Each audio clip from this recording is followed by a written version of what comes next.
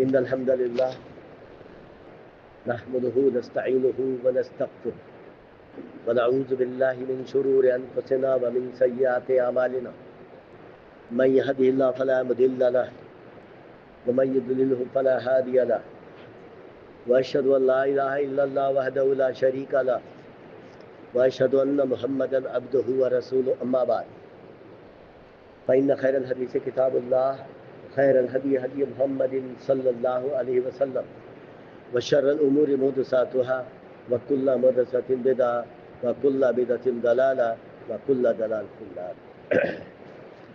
فأعوذ بالله من الشيطان الرجيم. بسم الله الرحمن الرحيم. يا أيها الذين آمنوا اتقوا الله حق تقاته ولا تموتن إلا وأنتم مسلمون. يا أيها الناس اتقوا ربكم الذي خلقكم من نفس واحدة وخلق منها زوجها وبث منهما رجالا كثيرا ونساء واتقوا الله الذي تساءلون به والأرحام إن الله كان عليكم رقيبا. يا أيها الذين آمنوا اتقوا الله وقولوا قولا سديدا يصلح لكم أعمالكم ويغفر لكم ذنوبكم ومن يطع الله ورسوله فقد فاز فوزا عظيما. أعوذ بالله من الشيطان الرجيم. بسم الله الرحمن الرحيم. سواء عليهم أنذرتهم أم لم تنذرهم لا يؤمنون. ختم الله على قلوبهم وعلى سمعهم وعلى أبصارهم غشاوة ولهم عذاب عظيم. رب اشرح لي صدري ويسر لي أمري واحلل عقدة من لساني يفقهوا قولي. رب زدنی علما. آمین یا رب العالمین. تمام تعریفیں، بڑھائی، حمد و ثنا اللہ رب العزت کے لیے ہے. درود اور سلام ہو تمام انبیاء کرام، تمام رسولوں پر، خصوصاً رحمت للعالمین محمد رسول اللہ صلی اللہ علیہ وسلم پر. اللہم صلی علی محمد وعلی آل محمد كما صليت على إبراهيم وعلى آل إبراهيم إنك حميد مجيد. اللهم بارك على محمد وعلى آل محمد كما باركت على إبراهيم وعلى آل إبراهيم إنك حميد مجيد. محترم دینی بھائیوں، آج جمعے کے اس خطبے میں ایک ایسا مضمون آپ کے سامنے رکھنے کی آج میں نے فیصلہ لیا ہے کہ بدبختی اور بدنصیبی سے کیسے بچا جا سکتا ہے اور بدبختی اور بدنصیبی کی علامتیں کیا ہیں. تو جو اس کی علامتیں ہیں ان سے ہمیں بچنا ہے. تو علامتیں کیا ہیں وہ آپ سنیں اور سمجھیں اور جانیں، اور ان علامتوں کی طرف، ان نشانیوں سے اپنے آپ کو بچانے کی کوشش کریں. پہلی علامت ہے، پہلی نشانی ہے بدبختی اور بدنصیبی کی. آپ کے سامنے میں نے ایک آیت پیش کی ہے، دو آیتیں، سورہ البقرہ کی آیت نمبر 6 اور 7. سواء علیہم انذرتہم ام لم تنذرہم لا یؤمنون. انہیں آپ ڈرائیں یا نہ ڈرائیں، انہیں آپ بتائیں نہ بتائیں، وہ نہیں مانیں گے، وہ ایمان نہیں لائیں گے. کیوں؟ آگے بتائی بات. ختم اللہ علی قلوبہم، اللہ نے ان کے دلوں پر مہر لگا دی ہے. وعلی سمعہم، ان کے کانوں پر بھی مہر لگا دی ہے. وعلی ابصارہم غشاوہ، اور ان کی آنکھوں کے آگے پردہ پڑا ہوا ہے. 3 چیزوں کا ذکر ہوا، دل کا، کان کا اور آنکھ کا. اور وہ کبھی نہیں پلٹیں گے، یعنی ان کے لیے سخت عذاب ہوگا، بڑا عذاب ہوگا. وَلَهُمْ عَذَابٌ عَظِيمٌ، اور ان کے لیے بڑا عذاب ہے. یہاں پر جو بدبختی اور بدنصیبی کی 5 نشانیاں میں آپ کے سامنے رکھوں گا، اس میں پہلی نشانی ہے دل کا سخت ہو جانا، دل کے اندر کی نرمی ختم ہو جانا. ہم جانتے ہیں کہ اللہ تعالیٰ کو نرم دل پسند ہے، سخت دل پسند نہیں. اور سخت دل کب ہوتا ہے؟ جب اللہ کی احکامات، رسول اکرم صلی اللہ علیہ وسلم کی کوئی بات آپ کے سامنے آئے اور آپ کے دل پر ذرا سا اثر نہ ہو، آپ کا دل سخت ہو گیا ہے، آپ کا دل سخت ہو گیا، اور یہ سختی اس وجہ سے ہوئی کہ ہم گناہ میں ملوث ہو جاتے ہیں۔ جب کوئی شخص ایک گناہ کرتا ہے اور معافی نہیں مانگتا، اس گناہ کا ایک نقطہ، کالا پوائنٹ اس کے دل پہ لگ جاتا ہے، سیاہی اس کے دل پہ لگ جاتی ہے۔ دوسرا گناہ کرتا ہے تو دوسری سیاہی، یعنی دوسرا نقطہ لگ جاتا ہے، کالا ٹیکا، کالا پوائنٹ لگ جاتا ہے اس کے دل پر، اور لگتے لگتے دل اتنا کالا ہو جاتا ہے، اس کا اتنا کالا ہو جاتا ہے کہ پورا دل کالا ہونے کے بعد گناہوں کی وجہ سے اب اس کے دل پر ایک بات بھی اثر نہیں کرے گی، چاہے آپ اللہ کی بات بتاؤ، چاہے رسول کی بات بتاؤ صلی اللہ علیہ وسلم۔ لہذا ہمارے دل کے اندر نرمی کیسے ہوگی؟ جب ہم اپنے آپ کو برائیوں سے بچائیں گے، جب ہم اللہ، اس کے رسول صلی اللہ علیہ وسلم کا کہنا مانیں گے، جب ہم پیارے نبی صلی اللہ علیہ وسلم کی منع کردہ چیزوں سے اپنے آپ کو بچائیں گے، تب ہمارا دل سافٹ رہے گا، ہمارا دل نرم رہے گا۔ اور اللہ تعالیٰ نے قرآن مجید میں دل کی سختی کے بارے میں کہا ہے کہ جس کے دل سخت ہو جاتے ہیں، انہیں کوئی بھی بات ہوتی رہے ان کے دل پہ کوئی اثر نہیں ہوتا، کوئی اچھی بات آپ کے سامنے ہو رہی ہے لیکن ان کے دل پہ کوئی اثر نہیں ہوتا۔ تو یاد رکھیے، سب سے پہلا ہمیں اپنے دل کو نرم کرنا ہے، اور ہمیں دل کو نرم کرنے کے لیے اس بات کا دھیان رکھنا ہے کہ جب ہمارے رب کی بات ہمارے سامنے آئے، جب ہمارے پیارے نبی صلی اللہ علیہ وسلم کی بات ہمارے سامنے آئے اور صحیح حدیث سے پیش کی جائے، تو یہ نہ کہے کہ میرے باپ دادا سے جو چلا آ رہا ہے میں وہی کروں گا، میں وہ نہیں کروں گا جو آپ بتا رہے ہیں۔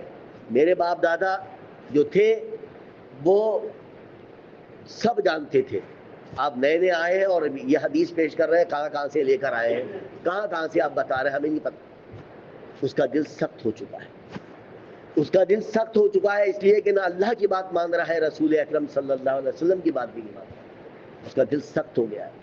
اور اللہ تعالیٰ کو سخت دل پسند نہیں ہے، اس کو اللہ تعالیٰ کو نرم دل پسند ہے۔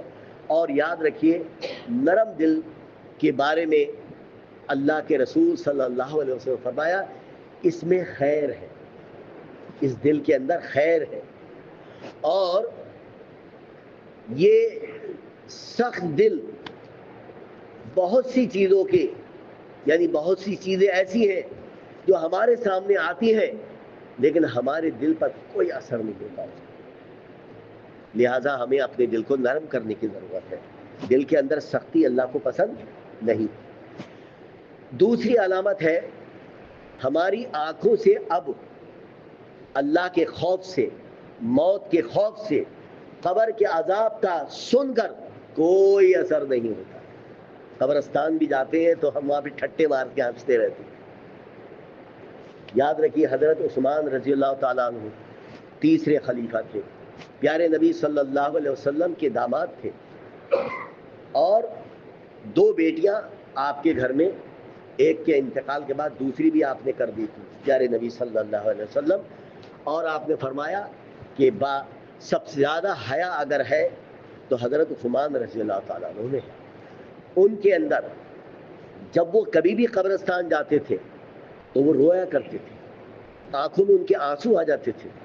تو لوگ کہتے تھے، آپ بڑی بڑی ایسی باتیں، آخرت کی باتیں ہوتی ہیں تو آپ نہیں روتے، لیکن آپ قبر کے پاس کھڑے ہو کر آپ رو رہے ہیں۔ بولے یہ آخرت کی پہلی سیڑھی ہے، پہلی سیڑھی آخرت کی یہی ہے۔ تو یاد رکھیے، اگر ہماری قبر کے اندر یعنی برزخ کی زندگی ہماری اچھی ہو گئی تو آخرت کا معاملہ بھی اچھا ہو جائے گا۔ لہذا ہماری آنکھوں سے آنسو آنا، یہ ہمارے دل کے، ہمارے اندر بدبختی سے دور ہوتے ہیں، ہم بد نصیبی سے دور ہوتے ہیں، اور ہماری آنکھوں کے اندر پتھراؤ پیدا ہو گیا، پتھر ہو گئی ہماری آنکھیں، کوئی بھی بات ہوتی ہے ہماری آنکھوں سے کبھی آنسو نہیں نکلتا، تو اس کا مطلب یہ ہوا یہ بدبختی اور بد نصیبی کی پہچان، علامت ہے، نشانی ہے۔ لہذا رات کو अंधेरे में तहज्जुद के वक्त उठ के जो शख्स रोता है, याद रखिए उस वक्त सिर्फ वही होता है, उसका रब होता है, तीसरा कोई नहीं होता।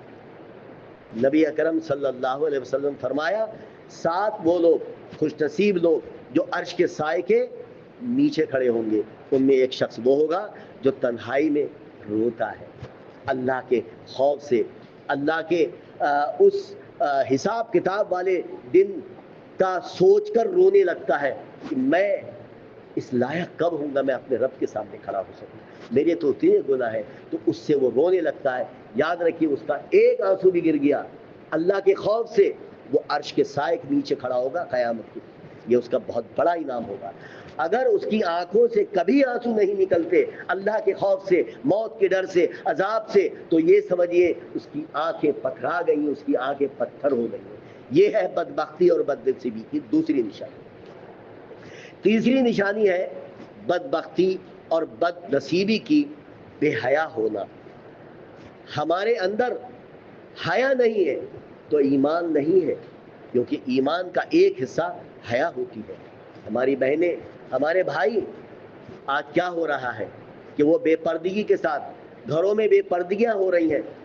मामूजाद भाई, फुफ्फीजाद भाई, चचाजाद भाई, खालाजाद भाई से कोई पर्दा नहीं है, कोई हया नहीं है, इसलिए कि ये बात कुरान में लिखी है कि सिर्फ याद रखिए कि महरम से पर्दा नहीं है, बाकी सारे जो गैर महरम है उन सब से पर्दा है। और हया जिसके अंदर है तो समझ लो अल्लाह की तरफ से उसके लिए बेहतरीन खैर है। और जिसमें हया नहीं है, जिसके अंदर हया नहीं है, तो याद रखिए कि वो बदबख्ती और बदनसीबी की अलामत है। जिसके अंदर हया नहीं है, ये नहीं औरतों में हया हो, मर्द में भी हया होनी चाहिए। अगर कोई गैर महरम औरत उसको नजर आ जाए तो अपनी नजरें नीची कर ले। अगर उसने अपनी नजरें नीची कर ली, आंखें नहीं उठाई गैर महरम के सामने, तो इसका मतलब उसके अंदर हया मौजूद है।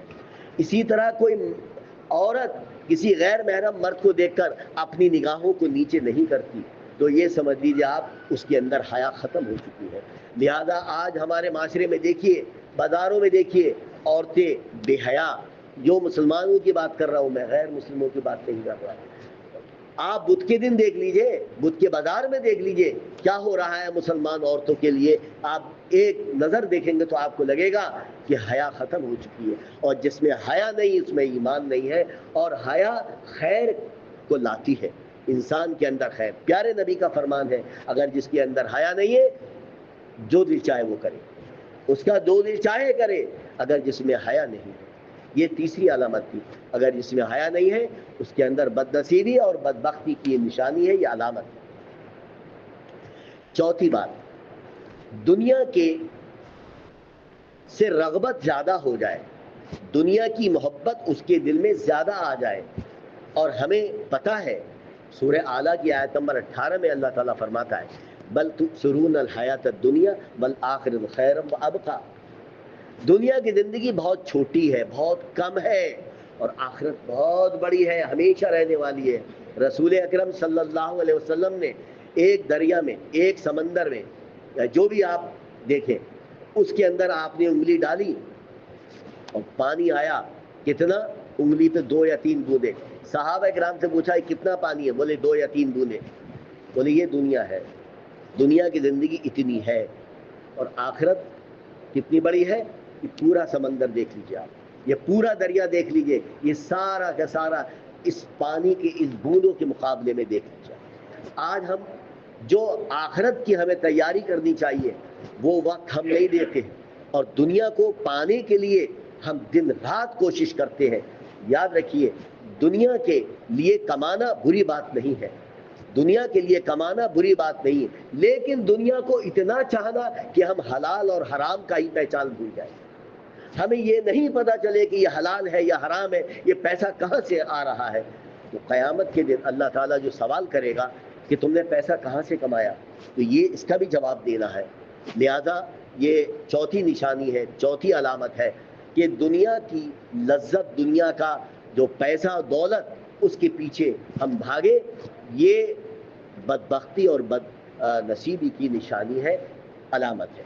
आखिरी پانچویں اور آخری، یاد رکھیے جو لمبی لمبی آرزویں کرتا ہے، بڑی بڑی آرزویں کرتا ہے، کہتا ہے کہ یہ بھی ہوگا، پھر میں یہ بھی کروں گا، پھر میں یہ بھی ہوگا، اور وہ اللہ کو بھول جاتا ہے۔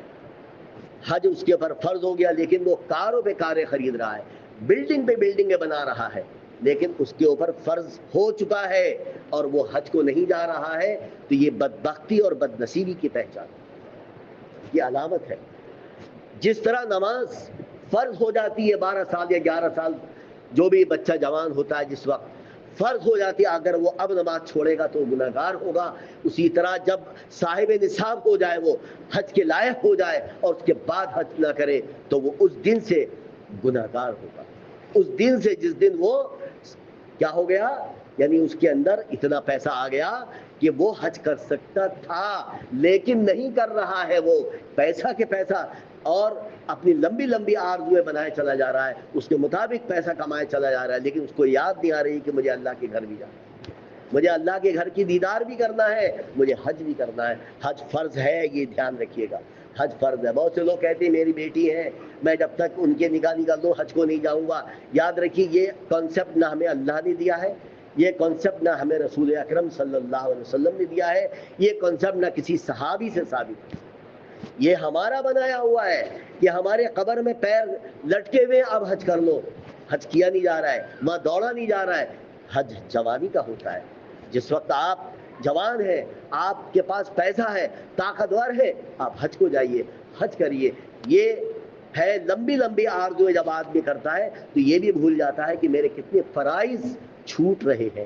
اللہ تعالیٰ سے دعا ہے اللہ تعالیٰ ہمیں ان 5 ایسی عادتوں جو بدبختی کی نشانیاں ہیں، بد نصیبی کی نشانیاں ہیں، بدبختی اور بد نصیبی کی علامتیں ہیں، ہمیں ان تمام سے بچنے کی توفیق عطا فرمائے۔ ہمیں اللہ تعالیٰ نرم دل عطا فرمائے، ہمیں رونے والی آنکھیں نصیب فرمائے، ہمیں حیا اور پاک دامی سے ہمیں اللہ تعالیٰ آراستہ فرمائے۔ اللہ تعالیٰ ہمیں ان دنیا کی چیزوں سے رغبت اتنی رکھے جتنی کہ ہم استعمال کر سکیں، زیادہ دولت کی طرف ہمیں جانے سے اللہ تعالیٰ ہماری حفاظت فرمائے، اور لمبی لمبی آرزو کرنے سے بھی اللہ تعالیٰ ہماری حفاظت فرمائے، آمین۔ اللہ تعالیٰ سے دعا ہے اللہ تعالیٰ جو بیمار ہیں انہیں شفائے کاملہ عاجلہ دائمہ نافیہ عطا فرمائے، جو قرض دار ہیں اللہ تعالیٰ ان کو قرضے سے نجات عطا فرمائے، جو پریشان حال ہیں اللہ تعالیٰ ان کی پریشانی کو اللہ تعالیٰ اپنے کرم سے اپنے فضل سے دور کر دے، جو ہمارے بھائی دنیا کے جس ملک میں ہیں، دنیا کی جس حصے میں ہیں اور دوسرے ملکوں میں ہیں، کسی طرح بھی پریشانی ان کے پریشانی سے گھرے ہوئے ہیں، اللہ تعالیٰ ان کی پریشانی کو اپنے کرم سے اپنے فضل سے دفع فرما دے، اللہ تعالیٰ ہماری دعاؤں کو محض اپنے فضل و کرم سے قبول فرما لے، آمین۔ بارک اللہ لنا ولکم فی القرآن العظیم ونفعنا وإیاکم بالآیات والذکر الحکیم۔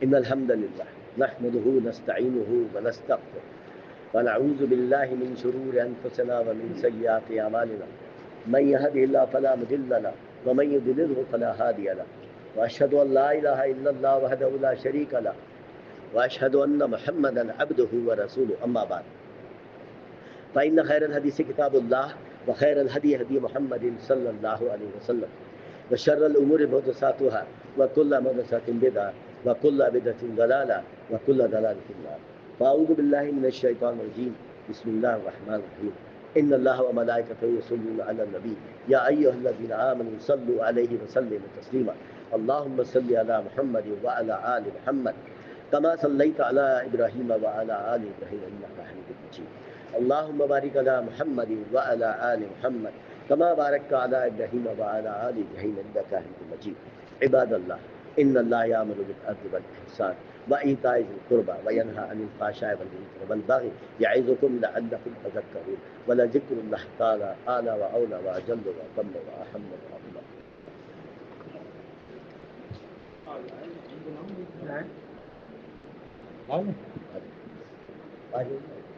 ارے آ جائیے۔